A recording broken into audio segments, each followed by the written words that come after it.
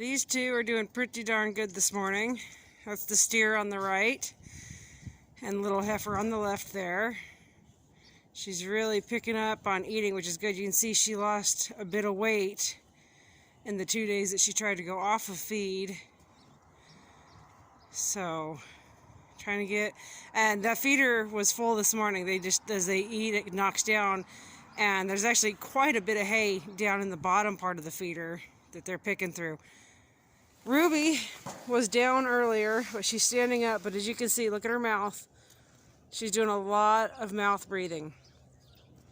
The antibiotic is, I would love to give her more, like right now, but I can only give so much antibiotic a day without causing harm.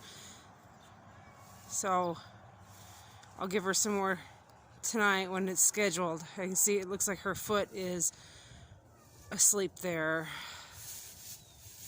from laying down so much. I think her foot's asleep. There she goes. Now she's standing on it. Hi, sweet girl. I am going to go get her some electrolytes and some vitamin B and stuff and give that to her right now to help her body with the vitamins and those needs. And I'm going to bring some warm water out here for them. It's really cold. It got down to 30 degrees with a wind chill. The nice part about this pen having these panels on it from when we had poultry in here is it's blocking a lot of wind from these calves, and that is helping quite a bit. It's so frustrating in this situation because you want them to be totally healthy, and it's like sometimes it feels like the homestead powers that be. It's like one step forward, 2 steps back, but I think we're 1 step forward without the 2 steps back at the moment because she's up and she's willing to walk and move. And that's good. I'm glad that she's up and moving. It's just so frustrating. If you've homesteaded for very long, you know that it's like constant. It feels like you'll have a good stretch, but then you'll have a long, long stretch where you just feel like you're bombarded. One thing to the next that goes wrong. So, good girl. Hi, guys. She's a bit weak, so I'm going to go get that vitamin and electrolyte complex. Keep her system up and moving.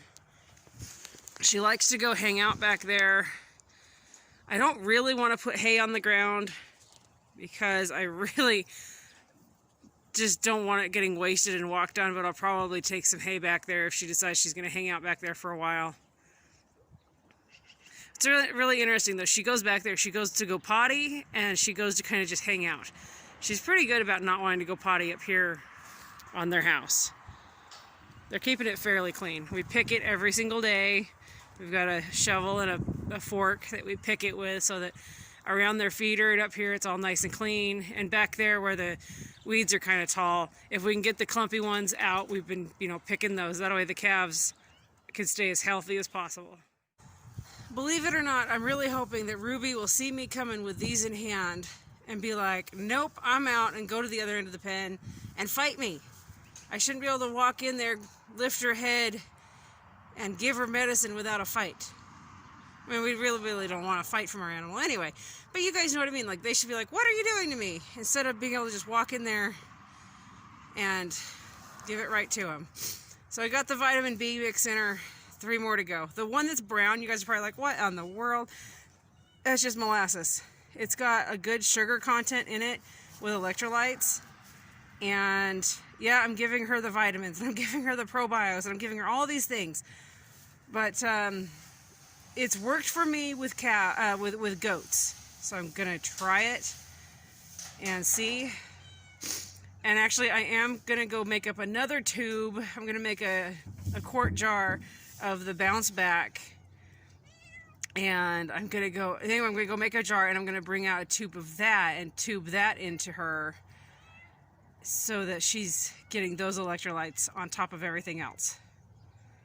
So the fight continues. Unfortunately, after a really hard day yesterday, we ended up losing Rosie, the Jersey heifer. Her lungs were just filling with fluid so quickly we couldn't keep up with it. I was doing the swipe method where you swipe the mucus out of their mouth and out of their nose, like a suctioning type deal. and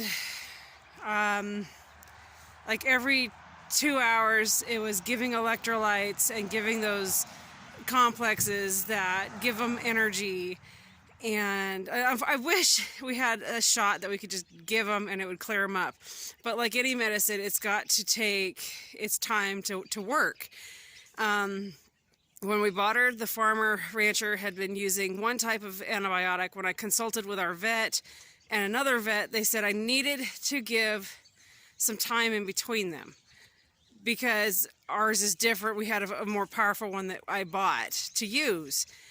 And he had already given this calf a number of days you're allotted to give on that one. So we're supposed to, we were advised to give a grace period. And now, like, I was talking to my oldest Henry last night, and I was like, I should have just started her on the other one, I guess, when we brought her home. And, but the risk was a dead calf, and then the outcome here is we ended up with a dead calf. So it's just like this rock and a hard place that farmers, ranchers, homesteaders get put into. It's like you fight the good fight, you do what these directions on these medications say, and then you still end up with a dead animal, and it's so frustrating. It's like you put all this, just so much into them, keeping them alive, and it just sucks. So Ruby did not make it. We still have the Diva Squirt and Bobby.